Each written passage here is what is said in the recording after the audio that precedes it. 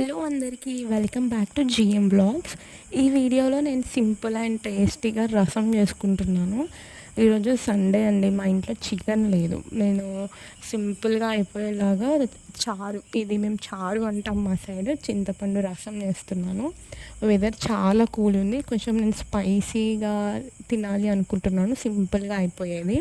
So దీనికోసం నేను onion, పచ్చిమిర్చి, కరివేపాకు ఆల్రెడీ రెడీగా పెట్టుకున్నాను.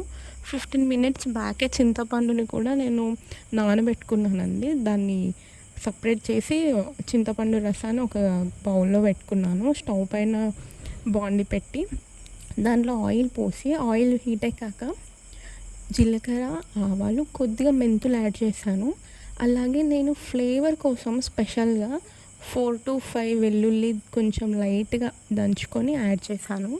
అందులో కట్ చేసుకున్న ఆనియన్, పచ్చిమిర్చి అండ్ కరివేపాకు కూడా యాడ్ చేసిన తర్వాత కొద్దిగా పసుపు, కారం కూడా యాడ్ చేశాను. సో మన స్పైసీకి తగ్గట్టు ఆల్రెడీ పచ్చిమిర్చి వేసాం కాబట్టి కొద్దిగానే యాడ్ చేస్తున్నాను.